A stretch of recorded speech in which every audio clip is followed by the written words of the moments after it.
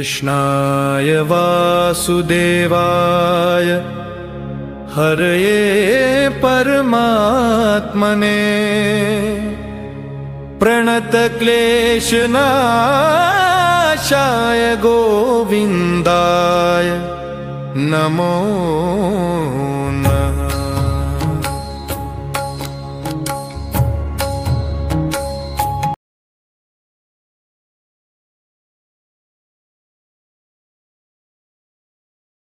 जय Shri Krishna. Welcome to my YouTube channel. तो dear students, पूर्व वीडियो आम सिंह श्रृंखला शिशुगत पाठटीर संपूर्ण अनुवाद को बुझीते तत्सहित तार संपूर्ण व्याकरणगत पाठगुड़ी आलोचना करते। अर्थात यही पाठर अनुवाद और व्याकरण विभाग संपूर्ण शेष हो सारी माने यही पाठटी संपूर्ण शेष हो सारी केवल यही पाठर अनुशीलन विभाग बाकी रहा। तो आज आम से अनुशीलन विभाग में प्रश्न गुड़ी को आलोचना करवा। तो आज आम यही पाठरे अनुशीलनी विभाग प्रश्न नंबर 1 और प्रश्न नंबर 2 प्रश्न गुड़ी को आलोचना करवा। तो आसतु डेरी न करी विभाग प्रश्न गुड़ी को आलोचना करवा।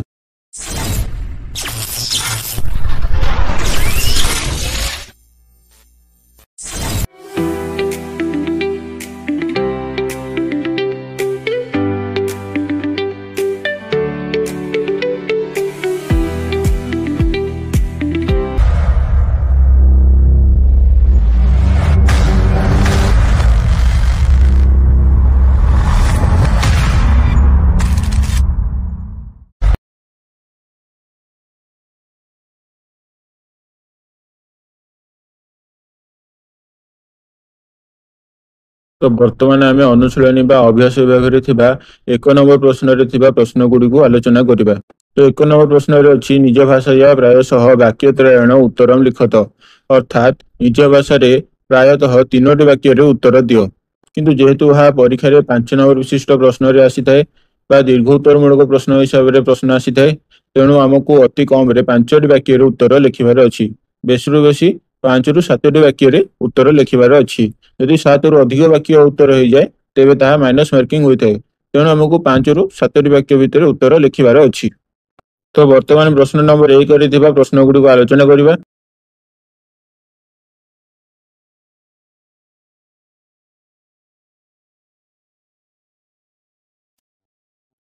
श्रृगाल शिशु प्राप्य सिंह किम करोत्। श्रृगाल शिशुटी को पाई सिंही कौन कला।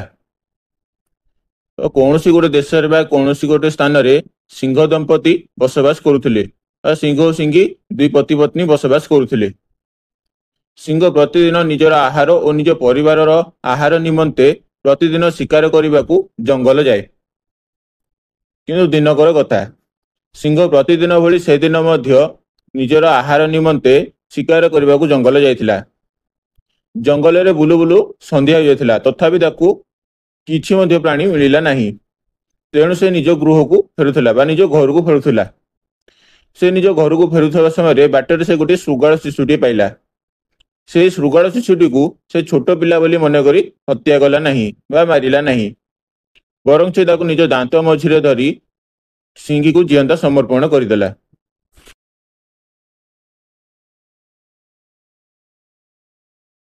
तो वर्तमान यही प्रश्नर प्रकृत उत्तर को जानि नबा। कौन सी एक देश रे सिंह दंपति बसवास करुथिले। सिंह दंपति माने सिंह और सिंही दुई पति पत्नी बसवास करुथिले। सिंह प्रतिदिन शिकार करने को अरण्य को जाए वा जंगल को जाए। दिने से आहार निमंते प्राणी खोजु खोजु संध्या हो गला, किंतु ताकू कौनसी मध्य प्राणी मिलिला नहीं। से निज गृह को फेरुଥିବା समय रे गोटे श्रृगाल शिशुटे पाइला। श्रृगाल को से छोट पिला बोली भावी हत्या न करी यत्न सहकारे निज दांत मझिरे धरी निज धर्मपत्नी सिंही को अर्पण कला।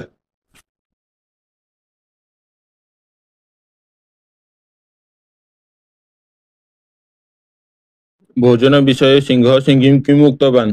भोजन विषय सिंह सिंही को कौन कहला। तो से दिन सिंह जंगल रे बुलु बुलु संध्या हो जाइथिला। से दिन सारा बुलिला, संध्या हो गला, तथापि ताकू गोटे मध्य प्राणी मिलिला नहीं बा गोटे मध्य पशु मिलिला नहीं। से निज गृह को फेरुथिला बा निज घर को प्रस्थान करुथिला। सेतेबेले से बाटर गोटे श्रृगाल शिशुटी देखिला। ताकू से छोट पिला बोली मन करी से ताकू न मारी ताकू दांत मझिरे धरी ସିଂଘୀକୁ ଜିଅନ୍ତା ସମର୍ପଣ କରିଦେଲା ବା ସିଂଘୀକୁ ଜିଅନ୍ତା ଦେଇଦେଲା। ସେତେବେଳେ ସିଂଘୀ ତାକୁ ପଚାରିଲା, ଆଜି ତୁମେ ଖାଇବା ପାଇଁ କ'ଣ ଆଣିଛ? ତ ସିଂହ ପ୍ରତ୍ୟୁତ୍ତରରେ ସିଂଘୀକୁ କହିଲା, ଆଜି ଦିନସାରା ବୁଲିବା ସତ୍ତ୍ୱେ ମୁଁ କୌଣସି ପ୍ରାଣୀ ପାଳି ନାହିଁ, କେବଳ ଏହି ଶୃଗାଳ ଶିଶୁଟିକୁ ଛାଡ଼ିଦେଇ। ତେଣୁ ଏହି ଶୃଗାଳ ଶିଶୁଟିକୁ ଖାଇ ତୁମେ ନିଜ କ୍ଷୁଧା ମେଣ୍ଟାଅ। ସକାଳ ହେଲେ ମୁଁ ଅନ୍ୟ କିଛି ବ୍ୟବସ୍ଥା କରିବି। ତ ବର୍ତ୍ତମାନ ଏହି ପ୍ରଶ୍ନର ପ୍ରକୃତ ଉତ୍ତରକୁ ଜାଣିନେବା। ତ ଯେହେତୁ ପ୍ରଶ୍ନରେ ଅଛି ଭୋଜନ ବିଷୟ ସିଂହ ସିଂଘୀଂ କିମ୍ ଅବଦତ୍, ଭୋଜନ ବିଷୟରେ ସିଂହ ସିଂଘୀକୁ କ'ଣ କହିଲା? ଭୋଜନ ବିଷୟରେ ସିଂହ ସିଂଘୀକୁ କହିଲା, ପ୍ରିୟେ, ଆଜି ମୁଁ ଦିନସାରା ବୁଲିଲି, କିନ୍ତୁ କେବଳ ଏହି ଶୃଗାଳ ଶିଶୁଟିଏ ପାଇଲି। ଏହା ବ୍ୟତୀତ ଅନ୍ୟ କୌଣସି ପ୍ରାଣୀ ପାଇଲି ନାହିଁ। ଏହି ଶୃଗାଳ ଶିଶୁକୁ ଛୋଟ ପିଲା ବୋଲି ଭାବି ମୁଁ ହତ୍ୟା କଲି ନାହିଁ। ବର୍ତ୍ତମାନ ତୁମେ ଏହି ଶୃଗାଳ ଶିଶୁକୁ ଭକ୍ଷଣ କର ଓ କ୍ଷୁଧା ଜଳାରୁ ମୁକ୍ତ ହୁଅ। ସକାଳ ହେଲେ ମୁଁ ଅନ୍ୟ କିଛି ବ୍ୟବସ୍ଥା କରିବି।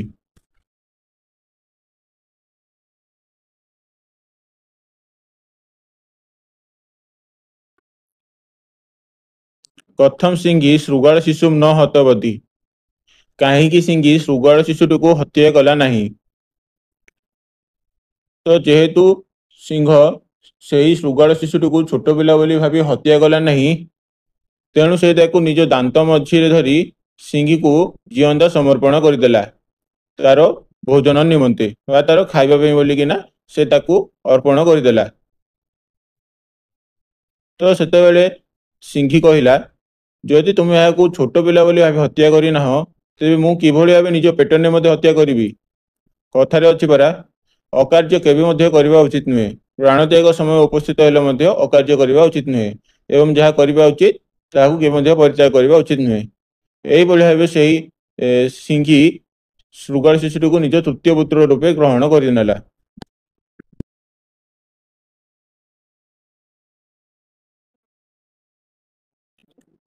ତ ବର୍ତ୍ତମାନ ଏହି ପ୍ରଶ୍ନର ପ୍ରକୃତ ଉତ୍ତରଟିକୁ ଜାଣିନେବା। ସିଂହ ଶୃଗାଳ ଶିଶୁକୁ ଶିଶୁ ବୋଲି ମନେ କରି ହତ୍ୟା ନ କରି ଭକ୍ଷଣ ନିମନ୍ତେ ସିଂଘୀକୁ ପ୍ରଦାନ କଲା। ସେତେବେଳେ ସିଂଘୀ କହିଲା, ହେ ସ୍ୱାମୀ, ଯଦି ଆପଣ ଏହି ଶୃଗାଳକୁ ଶିଶୁ ବୋଲି ଭାବି ହତ୍ୟା କଲେ ନାହିଁ, ତେବେ ମୁଁ କିପରି ମୋ କ୍ଷୁଧା ମେଣ୍ଟାଇବା ପାଇଁ ଏହାକୁ ହତ୍ୟା କରିବି? ସେତେବେଳେ ସେ ସନାତନ ଧର୍ମକୁ ମନେ ପକାଇ କହିଲା, ପ୍ରାଣତ୍ୟାଗ କରିବାକୁ ପଡ଼ିଲେ ମଧ୍ୟ ଅକାର୍ଯ୍ୟ ଆଦୌ କରିବା ଉଚିତ ନୁହେଁ ଏବଂ ଯାହା କରିବା ଉଚିତ ତାହାକୁ ପରିତ୍ୟାଗ କରିବା ଅନୁଚିତ। ଏହା ହିଁ ସନାତନ ଧର୍ମର ମତ। ତେଣୁ ଏହି ଶୃଗାଳ ଶିଶୁଟି ମୋର ତୃତୀୟ ପୁତ୍ର ହେବ। ତେଣୁ ସେ ଶୃଗାଳ ଶିଶୁକୁ ହତ୍ୟା କଲା ନାହିଁ।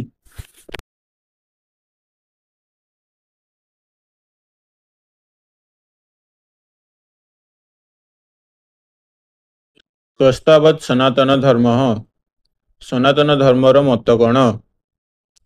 ତ ଯେହେତୁ ସିଂଘୀ ଶୃଗାଳ ଶିଶୁଟିକୁ ନିଜେ ହତ୍ୟା କଲା ନାହିଁ, ସେ ତାକୁ ଭୋଜନ ନିମନ୍ତେ ନିଜ ଧର୍ମପତ୍ନୀ ସିଂଘୀକୁ ଅର୍ପଣ କଲା ଏବଂ ସିଂହ ଯେହେତୁ ସେହି ଶୃଗାଳ ଶିଶୁଟିକୁ ଛୋଟ ପିଲା ବୋଲି ମନେ କରି ହତ୍ୟା କଲା ନାହିଁ, ତେଣୁ ସିଂଘୀ ମଧ୍ୟ ତାକୁ ହତ୍ୟା କଲା ନାହିଁ। ତ ସିଂଘୀ ତାକୁ ସନାତନ ଧର୍ମର ମତକୁ ମନେ ପକାଇ କହିଲା, ଅକାର୍ଯ୍ୟ କେବେ ମଧ୍ୟ କରିବା ଉଚିତ ନୁହେଁ। ପ୍ରାଣତ୍ୟାଗ ସମୟ ଉପସ୍ଥିତ ହେଉନା କାହିଁକି ଏବଂ ଯାହା କରିବା ଉଚିତ ତାହାକୁ କେବେ ମଧ୍ୟ ପରିତ୍ୟାଗ କରିବା ଉଚିତ ନୁହେଁ। ଏହା ହିଁ ସନାତନ ଧର୍ମର ମତ। ଏହିଭଳି ଭାବେ ସେ ସେହି ଶୃଗାଳ ଶିଶୁଟିକୁ ନିଜ ତୃତୀୟ ପୁତ୍ର ରୂପେ ଗ୍ରହଣ କଲା।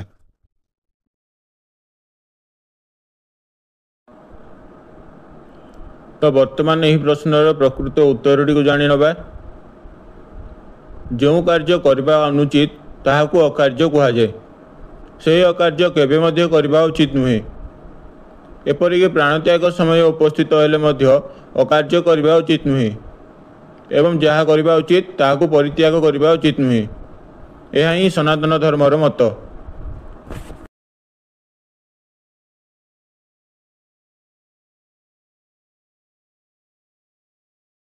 ସିଂଘୀ ଶୃଗାଳ ଶିଶୁ କଥମ ପାଳିତବତୀ, ସିଂଘୀ ଶୃଗାଳ ଶିଶୁଟିକୁ କିପରି ପାଳନ କଲା? ତ ସିଂଘୀ ନିଜ ଭୋକ ମେଣ୍ଟାଇବା ପାଇଁ ବୋଲିକି ସେହି ଶୃଗାଳ ଶିଶୁଟିକୁ ଛୋଟ ପିଲା ବୋଲି ଭାବି ତାକୁ ହତ୍ୟା କଲା ନାହିଁ, ବରଂ ସେ ସେହି ଶୃଗାଳ ଶିଶୁଟିକୁ ସନାତନ ଧର୍ମ ହିସାବରେ ନିଜର ତୃତୀୟ ପୁତ୍ର ରୂପେ ଗ୍ରହଣ କଲା। ତ ସିଂହୀର ଯେଉଁ ଆଗରୁ ଦୁଇଟି ପୁତ୍ର ଥିଲେ ସେ ଦୁଇଟି ପୁତ୍ର ତ ଏବଂ ତାପରେ ସିଂହୀ ଯେଉଁ ଶୃଗାଳ ଶିଶୁଟିକୁ ନିଜର ପୁତ୍ର ରୂପେ ଗ୍ରହଣ କଲା, ଏଇଭଳି ଭାବେ ତାର ତିନୋଟି ପୁତ୍ର ହେଲେ। ତ ସେଇ ତିନୋଟି ଯାକ ଶିଶୁ ପରସ୍ପରର ଜାତିବିଶେଷ ବିଷୟରେ ନ ଜାଣି ଏକା ସାଙ୍ଗରେ ବାଲ୍ୟ ଜୀବନ ଅତିବାହିତ କଲେ। ତ ବର୍ତ୍ତମାନ ଏହି ପ୍ରଶ୍ନର ପ୍ରକୃତ ଉତ୍ତରକୁ ଜାଣିନେବା। ସିଂହୀ ଶୃଗାଳ ଶିଶୁଟିକୁ ଶିଶୁ ବୋଲି ମନେକରି ହତ୍ୟା କଲା ନାହିଁ। ତେଣୁ ସେ ନିଜ କ୍ଷୁଧା ନିବାରଣ ନିମନ୍ତେ ଶୃଗାଳ ଶିଶୁଟିକୁ ଖାଦ୍ୟ ରୂପେ ଗ୍ରହଣ କଲା ନାହିଁ। ବରଂ ସେ ସନାତନ ଧର୍ମ ମତରେ ଶୃଗାଳ ଶିଶୁକୁ ତୃତୀୟ ପୁତ୍ର ରୂପେ ଗ୍ରହଣ କଲା। ସେ ଶୃଗାଳ ଶିଶୁଟିକୁ ସ୍ତନ୍ୟପାନ କରାଇ ତାକୁ ପୁଷ୍ଟି ସାଧନ କଲା। ଏପରି ଭାବରେ ସେହି ତିନି ଜଣ ଶିଶୁ ପରସ୍ପରର ଜାତିଗୋତ୍ର ବିଷୟରେ ନ ଜାଣି ଏକା ସାଙ୍ଗରେ ବାଲ୍ୟ ଜୀବନ ଅତିବାହିତ କଲେ।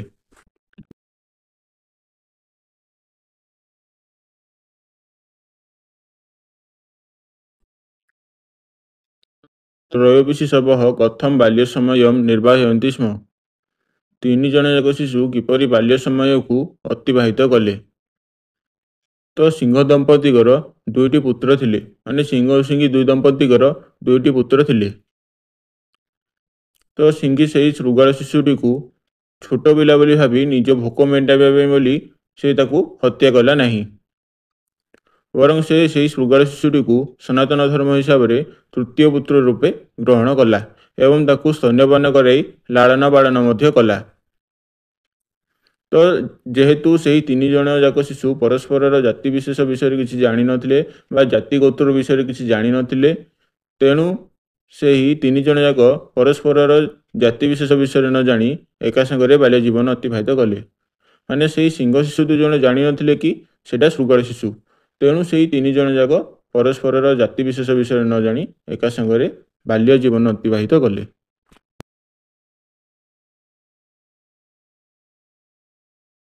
ବର୍ତ୍ତମାନ ଏହି ପ୍ରଶ୍ନର ପ୍ରକୃତ ଉତ୍ତରକୁ ଜାଣିନେବା। ସିଂହ ଦମ୍ପତିଙ୍କର ଦୁଇଟି ପୁତ୍ର ଥିଲେ। ସିଂହୀ ଶୃଗାଳ ଶିଶୁଟିକୁ ଶିଶୁ ବୋଲି ମନେକରି ନିଜ କ୍ଷୁଧା ନିବାରଣ ନିମନ୍ତେ ହତ୍ୟା କରିପାରିଲା ନାହିଁ। ସିଂହୀ ସେହି ଶୃଗାଳ ଶିଶୁଟିକୁ ତୃତୀୟ ପୁତ୍ର ରୂପେ ଗ୍ରହଣ କଲା।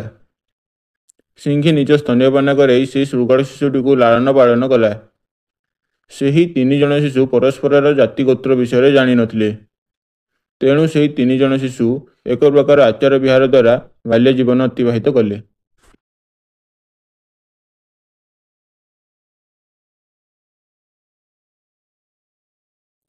ଅରଣ୍ୟ ଗଜಂ ଦୃଷ୍ଟ୍ୱା ଶୃଗାଳ ଶିଶୁ କିଂ ବିହିତବାନ୍।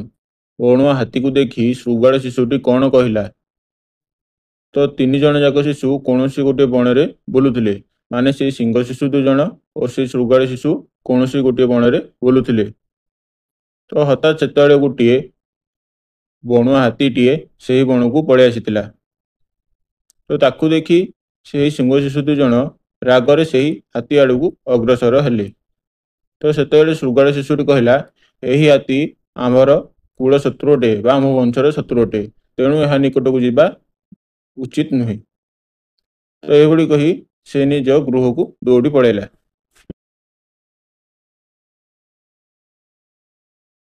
ବର୍ତ୍ତମାନ ଏହି ପ୍ରଶ୍ନର ପ୍ରକୃତ ଉତ୍ତରକୁ ଜାଣିନେବା। ତିନି ଜଣ ଶିଶୁ କୌଣସି ଏକ ବଣରେ ବୁଲୁଥିଲେ।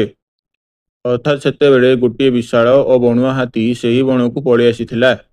ତାକୁ ଦେଖି ସିଂହ ଶିଶୁ ଦୁଇ ଜଣ ରାଗି ଯାଇ ହାତୀକୁ ଆକ୍ରମଣ କରିବାକୁ ଅଗ୍ରସର ହେଲେ। ସେତେବେଳେ ଶୃଗାଳ ଶିଶୁଟି କହିଲା, ଏହି ହାତୀ ତୁମ୍ଭ ବଂଶର ଶତ୍ରୁ ଅଟେ, ତେଣୁ ଏହି ହାତୀ ନିକଟକୁ ଯିବା ଆଦୌ ଉଚିତ ନୁହେଁ। ଏହା କହି ସେହି ଶୃଗାଳ ଶିଶୁଟି ନିଜ ଗୃହକୁ ପଳାଇଲା।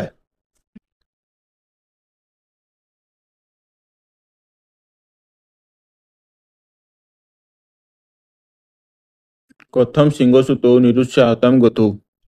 ସିଂହ ଶିଶୁ ଦୁଇ ଜଣ କାହିଁକି ନିରୁତ୍ସାହିତ ହେଲେ? ତ ଏହି ପ୍ରଶ୍ନର ଉତ୍ତର ପୂର୍ବ ପ୍ରଶ୍ନର ଉତ୍ତର ସହ ପାଖାପାଖି ସମାନ ଅଟେ। ତ ବର୍ତ୍ତମାନ ଏହି ପ୍ରଶ୍ନର ଉତ୍ତରକୁ ବୁଝିନେବା। ତ ତିନି ଜଣ ଯାକ ଶିଶୁ କୌଣସି ଗୋଟିଏ ବଣରେ ବୁଲୁଥିଲେ। ତ ସେହି ବଣରେ ଗୋଟିଏ ବିଶାଳ ହାତୀଟିଏ ପଳେଇ ଆସିଥିଲା।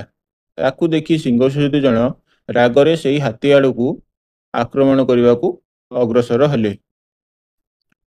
ତ ସେତେବେଳେ ଶୃଗାଳ ଶିଶୁଟି କହିଲା, ଏହି ହାତୀ ତୁମ୍ଭର କୁଳ ଶତ୍ରୁ ଅଟେ, ତେଣୁ ଏହା ନିକଟକୁ ଯିବା ଆଦୌ ଉଚିତ ନୁହେଁ। ଏହା କହି ସେ ନିଜ ଗୃହକୁ ପଳାଇଲା। ତ ସେଇ ସିଂହ ଶିଶୁ ଦୁଇ ଜଣ ବଡ଼ ଭାଇର ଏହିଭଳି ପୃଷ୍ଠଭଙ୍ଗ ଦେଖି ସେମାନେ ନିରୁତ୍ସାହିତ ହେଲେ। ମାନେ ସେମାନେ ବଡ଼ ଭାଇର ଏଭଳି ଭୟାଭାବ ଦେଖି ସେମାନେ ନିରୁତ୍ସାହିତ ହେଲେ ଯେ ସେ ହାତୀକୁ ଦେଖି ଦୂରକୁ ପଳାୟନ କଲା। ସେଥିପାଇଁ ସେମାନେ ନିରୁତ୍ସାହିତ ହେଲେ, ମାନେ ସେଇ ସିଂହ ଶିଶୁ ଦୁଇ ଜଣ ନିରୁତ୍ସାହିତ ହେଲେ।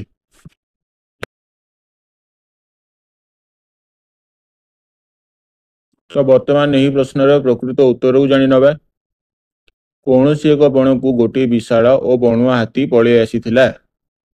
ତାକୁ ଦେଖି ସିଂହ ଶିଶୁ ଦୁଇ ଜଣ ରାଗିଯାଇ ହାତୀକୁ ଆକ୍ରମଣ କରିବାକୁ ଅଗ୍ରସର ହେଲେ। ସେତେବେଳେ ଶୃଗାଳ ଶିଶୁଟି କହିଲା, ଏହି ହାତୀ ତୁମ୍ଭ ବଂଶର ଶତ୍ରୁ ଅଟେ, ତେଣୁ ଏହି ହାତୀ ନିକଟକୁ ଯିବା ଆଦୌ ଉଚିତ ନୁହେଁ। ଏହା କହି ସେହି ଶୃଗାଳ ଶିଶୁଟି ନିଜ ଗୃହକୁ ପଳାଇଲା। ସେହି ସିଂହ ଶିଶୁ ଦୁଇ ଜଣ ବଡ଼ ଭାଇର ଏପରି ପୃଷ୍ଠଭଙ୍ଗ ଦେଖି ନିରୁତ୍ସାହିତ ହେଲେ।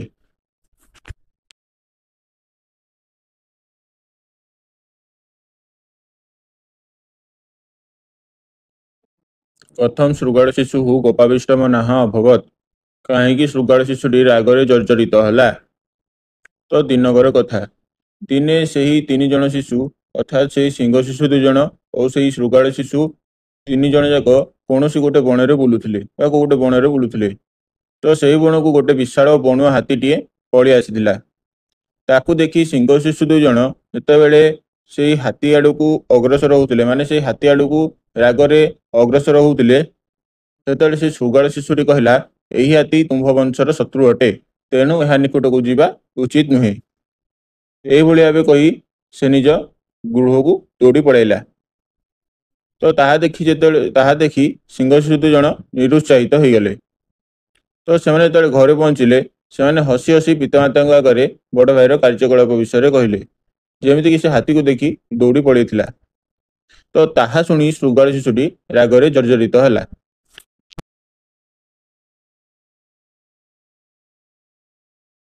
ତ ବର୍ତ୍ତମାନ ଏହି ପ୍ରଶ୍ନର ପ୍ରକୃତ ଉତ୍ତରକୁ ଜାଣିନେବା। ଯେତେବେଳେ ସିଂହ ଶିଶୁ ଦୁଇ ଜଣ ହାତୀ ଆଡ଼କୁ କ୍ରୋଧାନ୍ୱିତ ମୁଖରେ ଅଗ୍ରସର ହେଉଥିଲେ, ସେତେବେଳେ ଶୃଗାଳ ଶିଶୁଟି ହାତୀକୁ ଦେଖି ଦୂରକୁ ପଳାୟନ କଲା। ତେଣୁ ସେହି ସିଂହ ଶିଶୁ ଦୁଇ ଜଣ ବଡ଼ ଭାଇର ପଳାୟନ ହେତୁ ନିରୁତ୍ସାହିତ ହେଲେ। ଏହାପରେ ସେହି ସିଂହ ଶିଶୁ ଦୁଇ ଜଣ ନିଜ ଘରେ ପହଞ୍ଚିଲେ।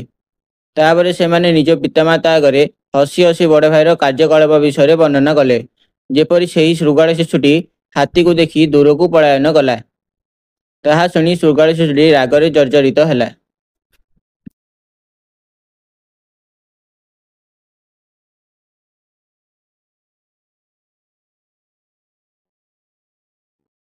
କଥଂ ଶୃଗାଳ ଶିଶୁ ପରୁଷତର ବଚନାନି ଉବାଚ।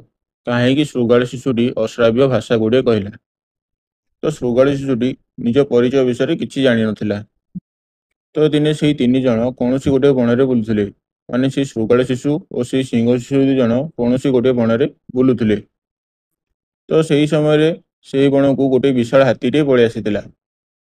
ତାକୁ ଦେଖି ସିଂହ ଶିଶୁ ଦୁଇ ଜଣ ରାଗରେ ତା ଆଡ଼କୁ ଅଗ୍ରସର ହେଲେ। ତ ସେତେବେଳେ ଶୃଗାଳ ଶିଶୁଟି ସେହି ହାତୀକୁ ନିଜର କୁଳ ଶତ୍ରୁ ବୋଲି କହି ସେଠାରୁ ଦୌଡ଼ି ପଳାଇଲା। ତ ସେଥିପାଇଁ ବୋଲି ସେହି ସିଂହ ଶିଶୁ ଦୁଇ ଜଣ ବଡ଼ ଭାଇର ଏଭଳି କାର୍ଯ୍ୟକଳାପ ଦେଖି ନିରୁତ୍ସାହିତ ହେଲେ। ତ ଯେତେବେଳେ ସେମାନେ ଘରେ ପହଞ୍ଚିଲେ, ସେହି ସିଂହ ଶିଶୁ ଦୁଇ ଜଣ ଘରେ ପହଞ୍ଚିଲେ, ସେତେବେଳେ ସେମାନେ ହସି ହସି ବଡ଼ ଭାଇର ଚେଷ୍ଟା ବିଷୟରେ କହିଲେ ବା ବଡ଼ ଭାଇର କାର୍ଯ୍ୟକଳାପ ବିଷୟରେ କହିଲେ, ଯେମିତିକି ସେ ହାତୀକୁ ଦେଖି ଦୌଡ଼ି ପଳାଇଲା। ତ ସେହି କଥାକୁ ଶୁଣି ଶୃଗାଳ ଶିଶୁଟି ରାଗରେ ଜର୍ଜରିତ ହୋଇ ଓଠକୁ ଥରାଇ ଆଖି ଲାଲ କରି ସେହି ସିଂହ ଶିଶୁ ଦୁଇ ଜଣଙ୍କୁ ଅଶ୍ରାବ୍ୟ ଭାଷାରେ ଗାଳି କଲା।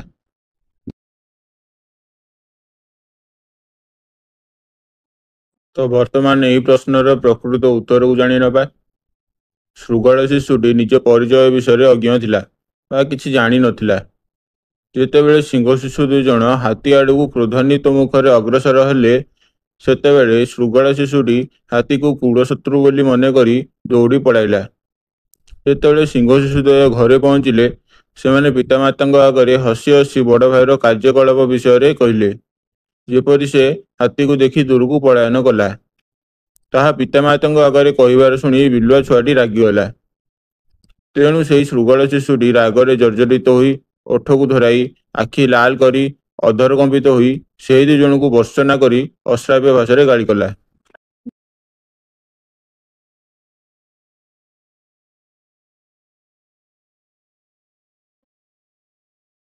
ସିଂହୀ ଏକାନ୍ତେ ନେଇଥିବା ଶୃଗାଳ ଶିଶୁ କିମୁକ୍ତବତୀ। ସିଂହୀ ଏକୁଟିଆ ନେଇ ଶୃଗାଳ ଶିଶୁକୁ କ'ଣ କହିଲା?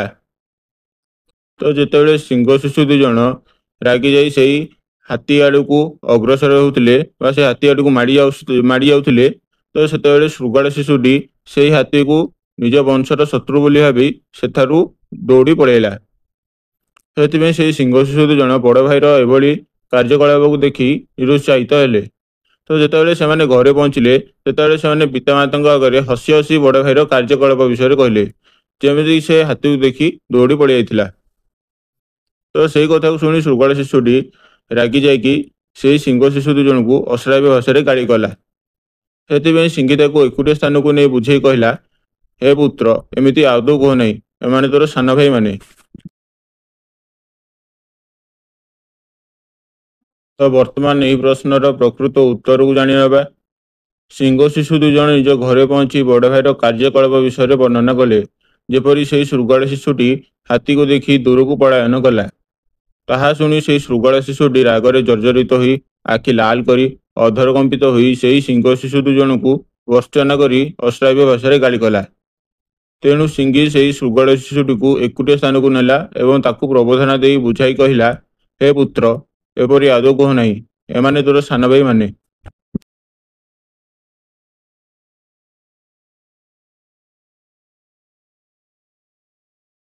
ପ୍ରଭୂତ କୋପାବିଷ୍ଟ ଶୃଗାଳ ସିଂହୀଂ କିମୁବାଚ।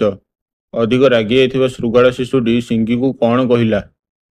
ତ ଶୃଗାଳ ଶିଶୁଟି ରାଗରେ ଆଖି ଲାଲ କରି ଅଧର କମ୍ପିତ ହୋଇ ସେହି ସିଂହ ଶିଶୁ ଦୁଇ ଜଣଙ୍କୁ ଅଶ୍ରାବ୍ୟ ଭାଷାରେ ଗାଳି କଲା। ତେଣୁ ସିଂହୀ ତାକୁ ଏକୁଟିଆ ସ୍ଥାନକୁ ନେଇ ବୁଝାଇ କହିଲା, ହେ ପୁତ୍ର, ଏମିତି ଆଦୌ କୁହାଯାଏ ନାହିଁ, ଏମାନେ ତୋର ସାନ ଭାଇମାନେ। ସେଥିପାଇଁ ଶୃଗାଳ ଶିଶୁଟି ଆହୁରି ଅଧିକ ରାଗି ଯାଇ ସିଂହୀକୁ କହିଲା, ମୁଁ କ'ଣ ରୂପରେ, ବୀରତ୍ୱରେ, ବିଦ୍ୟାଭ୍ୟାସରେ, କୌଶଳରେ, କେଉଁ ଗୁଣରେ ମୁଁ ଏଇ ଦୁଇ ସିଂହ ଶିଶୁଙ୍କ ଠାରୁ ହୀନ ଯେ ଏମାନେ ମୋତେ ଥଟ୍ଟା କରୁଛନ୍ତି? ତେଣୁ ମୁଁ ଏହି ଦୁଇ ଜଣଙ୍କୁ ନିଶ୍ଚୟ ହତ୍ୟା କରିବି। ବର୍ତ୍ତମାନ ଏହି ପ୍ରଶ୍ନର ପ୍ରକୃତ ଉତ୍ତରକୁ ଜାଣିନେବା। ଶୃଗାଳ ଶିଶୁଟି ରାଗରେ ଜର୍ଜରିତ ହୋଇ ଆଖି ଲାଲ କରି ଅଧର କମ୍ପିତ ହୋଇ ସେହି ସିଂହ ଶିଶୁ ଦୁଇ ଜଣଙ୍କୁ ଭର୍ତ୍ସନା କରି ଅଶ୍ରାବ୍ୟ ଭାଷାରେ ଗାଳି କଲା।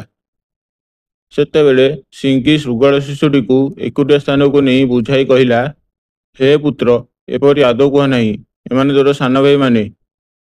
ତେଣୁ ଶୃଗାଳ ଶିଶୁଟି ଅତ୍ୟଧିକ ରାଗି ଯାଇ ସିଂହୀକୁ କହିଲା, ମୁଁ ରୂପରେ, ବୀରତ୍ୱରେ, ବିଦ୍ୟାଭ୍ୟାସରେ, କୌଶଳରେ, କେଉଁ ଗୁଣରେ ମୁଁ ଏଇ ଦୁଇ ସିଂହ ଶିଶୁଙ୍କ ଠାରୁ ହୀନ ଯେଉଁଥିପାଇଁ ଏମାନେ ମୋତେ ଥଟ୍ଟା କରୁଛନ୍ତି?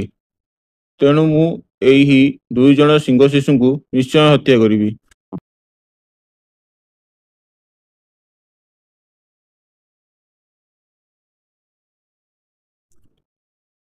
ସିଂହୀ ଅନ୍ତର୍ବିହସ କିମ୍ ପ୍ରାହ। ସିଂହୀ ମନେ ମନେ ହସି କ'ଣ କହିଲା?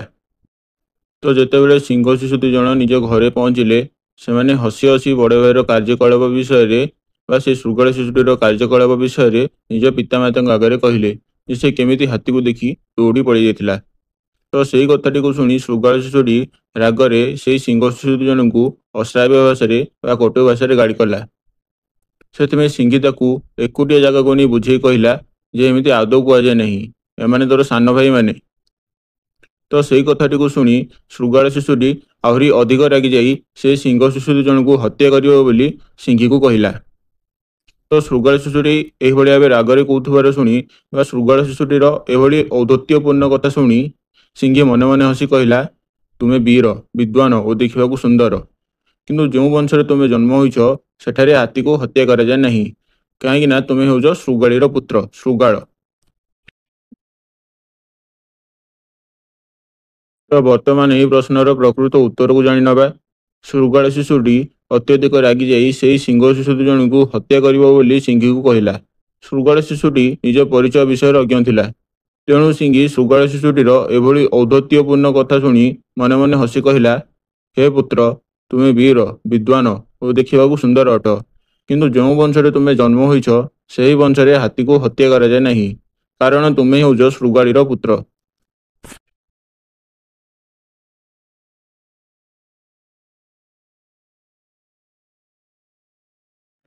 कथम ଶୃଗାଳ ଶିଶୁ ସ୍ୱଜାତୀୟ ମିଳିତ ହ କାହିଁକି ଶୃଗାଳ ଶିଶୁଟି ନିଜ ଜାତିରେ ମିଶିଗଲା। ତ ଶୃଗାଳ ଶିଶୁଟି ନିଜ ପରିଚୟ ବିଷୟରେ କିଛି ଜାଣିନଥିଲା। ସେ ସିଂହୀଠାରୁ ଜାଣିବାକୁ ପାଇଲା ଯେ ସେ ହେଉଛି ଶୃଗାଳ। ତ ସିଂହ ଶିଶୁ ଦୁଇ ଜଣ ଯେହେତୁ ଶିଶୁ ଅଛନ୍ତି, ସେମାନେ ସେ ଶୃଗାଳ ଶିଶୁଟିକୁ ଚିହ୍ନି ପାରିନଥିଲେ ବା ଜାଣିପାରିନଥିଲେ ଯେ ସେ ହେଉଛି ଶୃଗାଳ। କିନ୍ତୁ ଯେତେବେଳେ ସେଇ ସିଂହ ଶିଶୁ ଦୁଇ ଜଣ ଜାଣିବେ ଯେ ସେ ହେଉଛି ଶୃଗାଳ, ସେମାନେ ସେଇ ଶୃଗାଳ ଶିଶୁଟିକୁ ନିଶ୍ଚୟ ହତ୍ୟା କରିଦେବେ। ତ ଏହି ଭାବନା ରଖି ବା ଏହି ଚିନ୍ତାଧାରା ରଖି ସେଇ ଶୃଗାଳ ଶିଶୁଟି ଡେରି ନ କରି ଭୟ ବ୍ୟାକୁଳ ମନରେ ଧୀରେ ଧୀରେ ଅପସରି ଯାଇ ନିଜ ଜାତିରେ ମିଶିଗଲା। ତ ବର୍ତ୍ତମାନ ଏହି ପ୍ରଶ୍ନର ପ୍ରକୃତ ଉତ୍ତରକୁ ଜାଣିନେବା। ଶୃଗାଳ ଶିଶୁଟି ନିଜ ପରିଚୟ ବିଷୟରେ ଅଜ୍ଞ ଥିଲା। ସିଂହୀଠାରୁ ସେ ପ୍ରକୃତ ପରିଚୟ ଜାଣିବାକୁ ପାଇଲା। ସେତେବେଳେ ସେହି ଶୃଗାଳ ଶିଶୁଟି ଜାଣିଲା ଯେ ସେ ହେଉଛି ଶୃଗାଳୀର ପୁତ୍ର। ସିଂହ ଶିଶୁ ଦୁଇ ଜଣ ଶିଶୁ ଥିବା କାରଣରୁ ସେହି ଶୃଗାଳ ଶିଶୁଟିକୁ ଶୃଗାଳ ବୋଲି ଜାଣିନଥିଲେ। କିନ୍ତୁ ପରେ ସିଂହ ଶିଶୁ ଦୁଇ ଜଣ ତାକୁ ଶୃଗାଳ ବୋଲି ଜାଣିବା ପରେ ତାକୁ ନିଶ୍ଚୟ ହତ୍ୟା କରିବେ। ଶୃଗାଳ ଶିଶୁଟି ଏହି ଭାବନା ରଖି କାଳ ବିଳମ୍ବ ନ କରି ଭୟ ବ୍ୟାକୁଳ ମନରେ ଆତ୍ମରକ୍ଷା ନିମିତ୍ତ ଧୀରେ ଧୀରେ ଅପସରି ଯାଇ ନିଜ ଜାତିରେ ମିଶିଗଲା।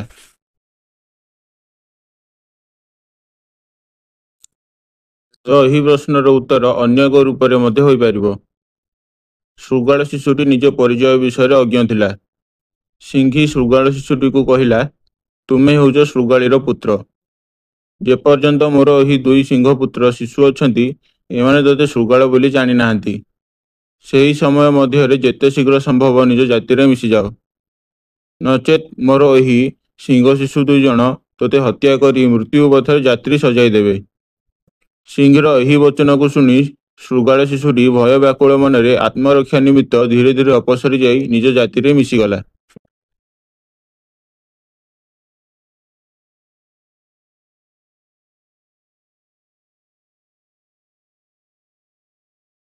ତ ବର୍ତ୍ତମାନ ଆମେ ଅନୁଶୀଳନୀ ବିଭାଗ ବା ଅଭ୍ୟାସରେ ଥିବା 2 ନମ୍ବର ପ୍ରଶ୍ନର ଉତ୍ତର ଗୁଡ଼ିକୁ ଦେଖିବା। ତ 2 ନମ୍ବର ପ୍ରଶ୍ନରେ ଲେଖା ହେଇଛି ସଂକ୍ଷେପଣ ଉତ୍ତର ଲିଖତ, ମାନେ ସଂକ୍ଷେପରେ ଉତ୍ତର ଦିଅ, ମାନେ 2ଟି ବାକ୍ୟର ଉତ୍ତର ଦିଅ। ଏହା 2 ନମ୍ବର ବିଶିଷ୍ଟ ପ୍ରଶ୍ନ ଅଟେ। ତ ପରୀକ୍ଷାରେ 2 ନମ୍ବର ବିଶିଷ୍ଟ ପ୍ରଶ୍ନ ଆସିବ ନାହିଁ। ଯେହେତୁ ଅଭ୍ୟାସ ବା ଅନୁଶୀଳନୀ ବିଭାଗରେ ପ୍ରଶ୍ନଟି ପଚରାଯାଇଛି, ତେଣୁ ଆମେ ଏହାର ଉତ୍ତର ଗୁଡ଼ିକୁ ଆଲୋଚନା କରିବା। ପ୍ରଶ୍ନ ଡେରି ନ କରି ବର୍ତ୍ତମାନ ଏହି ପ୍ରଶ୍ନର ଉତ୍ତର ଗୁଡ଼ିକୁ ଆଲୋଚନା କରିବା।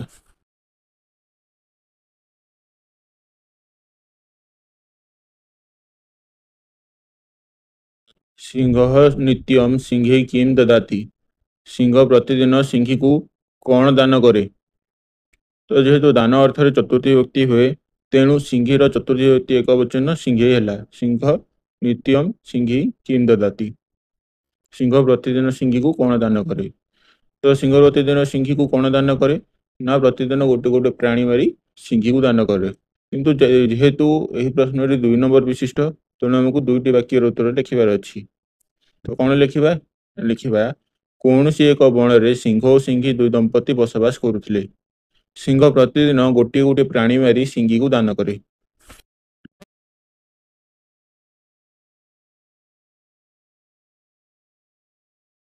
କଦା ରବିରସ୍ତମ୍ ଗତଃ। କେତେବେଳେ ସୂର୍ଯ୍ୟାସ୍ତ ହୋଇଥିଲା? ତ ସିଂହୀ ପ୍ରତିଦିନ ଭଳି ସେଦିନ ମଧ୍ୟ ଶିକାର କରିବାକୁ ଜଙ୍ଗଲ ଯାଇଥିଲା ନିଜ ଆହାର ନିମନ୍ତେ। କିନ୍ତୁ ସେଦିନ କ'ଣ ହୋଇଥିଲା ନା ସେଦିନ ସେ ଜଙ୍ଗଲରେ ବୁଲୁ ବୁଲୁ ସନ୍ଧ୍ୟା ହୋଇଯାଇଥିଲା, କିନ୍ତୁ ତାକୁ କିଛି ମଧ୍ୟ ପ୍ରାଣୀ ମିଳିଲା ନାହିଁ। ତ ଏହାର ଉତ୍ତରଟି କ'ଣ ଲେଖିବା ଆମେ? ନା ଲେଖିବା, ସିଂହ ଜଙ୍ଗଲରେ ବୁଲୁଥିବା ସମୟରେ ସୂର୍ଯ୍ୟାସ୍ତ ହୋଇଯାଇଥିଲା, କିନ୍ତୁ ତାକୁ ଆହାର ନିମନ୍ତେ କୌଣସି ମଧ୍ୟ ପ୍ରାଣୀ ମିଳିଲା ନାହିଁ।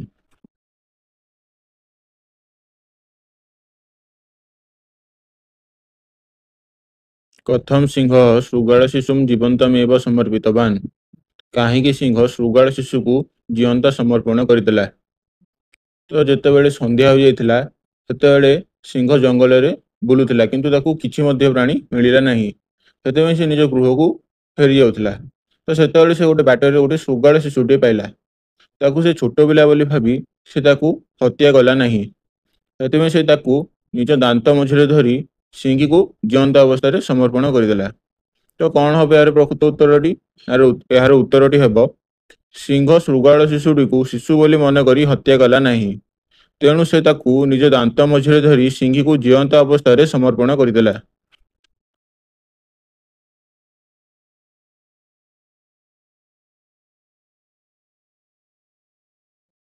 कदा अकृत्यम नैव कर्तव्यम केतेबेले अकार्य करबा उचित नुहे। तो सिंह जेतेबेले सिंगी को श्रृगाल शिशुटी जीवंत अवस्था खाइबा पई देदेला सेतेबेले सिंही खाइबा को मना कला एवं कहिला यदि तुमे एहाकू शिशु बोली मन करी हत्या करिनाह तेबे मु किभली निज पेट निमंते एहाकू हत्या करिवि। कथारे अछि परा अकृत्यम नैव कर्तव्यम प्राणत्यागपि संस्थिते न च कृत्यम परित्यज्यम धर्म सह सनातनः। अकृत्यम नैव कर्तव्यम अकार्य करबा उचित नुहे प्राणत्यागपि संस्थिते प्राणत्याग समय उपस्थित हेले मध्य न च कृत्यम परित्यज्यम परित्याग करबा आदौ उचित नुहे धर्म सह सनातन जहाँ करबा उचित ताकू परित्याग करबा आदौ उचित नुहे धर्म सह सनातन यह ही सनातन धर्मर मत। तो प्रश्न हिसाब से अच्छी तो प्रश्न हिसाब से कदा अकृत्यम नैव कर्तव्यम केतेबेले कार्य करबा उचित नुहे अकृत्यम नैव कर्तव्यम प्राणत्याग भी संस्थिति अकार्य आदौ करबा उचित नुहे प्राणत्याग समय उपस्थित हेले मध्य। तो उत्तरटी कौन हम ना उत्तरटी हम जो कार्य करबा अनुचित ताहाकू अकार्य कहुए प्राणत्याग समय उपस्थित हेले मध्य अकार्य करबा आदौ उचित नुहे।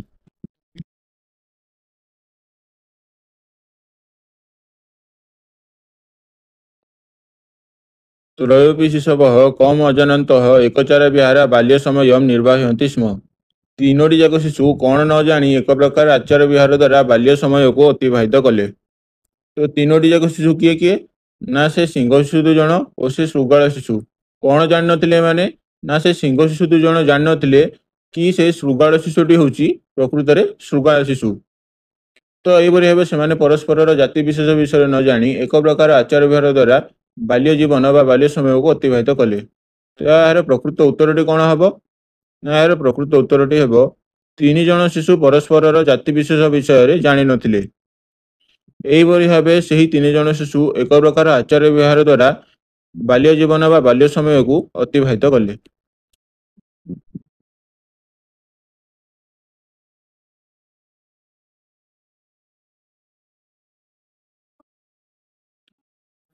सिंह सुत गृह प्राप्य पितृरोग्र तो किम अवदताम सिंह शिशु 2 जन घरे पहुंची पितामाता आगे कौन कहले। तो सिंह शिशु 2 जन और से श्रृगाल शिशु कौन सी गोटे जंगल में बुलुथिले। तो सेतेबेले सेही जगह को गोटे विशाल हाथीटे पड़े आसला ताकू देखी सिंह शिशु 2 जन क्रोधान्वित मुखरे से हाथी आड़ को अग्रसर होते किंतु सेतेबेले से श्रृगाल शिशुटी से हाथी को देखी दौड़ी पड़ जाता ताकू कूड़ शत्रु बोली कही दौड़ी पड़ जाता।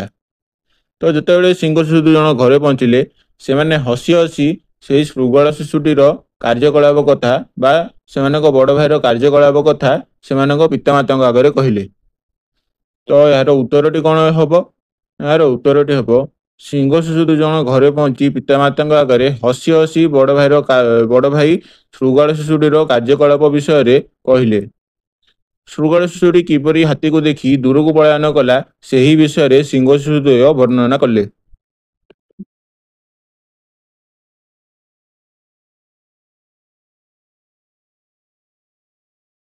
गजः कुत्र न हन्यते हाथी को केउठारे मरा जाए नहीं। जो वंश श्रृगाल जन्म होइथांती सेही वंश हाथी को हत्या करा जाए नहीं अर्थात श्रृगाल वंश हाथी को हत्या करा जाए नहीं। माने एथिरु आमे जानले जे श्रृगाल माने हाथी को मारी पारंती नहीं बा श्रृगाल माने हाथी को मारंती नहीं।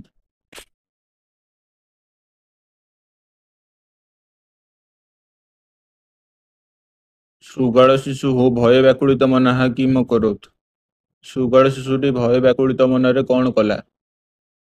तो जेतबेले सिंही श्रृगाल शिशुटी को कहला मोर ए 2 पुत्र शिशु होइथिबा कारणरू तते श्रृगाल बोली जानी पारि नाहांती किंतु जेतेबेले मोर ए 2 सिंह पुत्र जानिबे जे तू होछु श्रृगालीर पुत्र एमाने तते निश्चय हत्या करिवे तेणु शीघ्र शीघ्र जाई काल विलंब न करी निज जाति रे मिसी जाओ। तो सिंहीर यही कथा को शुणी श्रृगाल शिशुटी धीरे धीरे पछघुंचा देई निज जाति रे मिसीगला। तो वर्तमान यार प्रकृत उत्तर को जानिबा।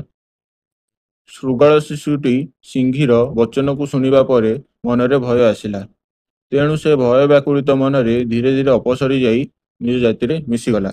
अपसरी जीवा माने धीरे धीरे पछघुंचा देबा।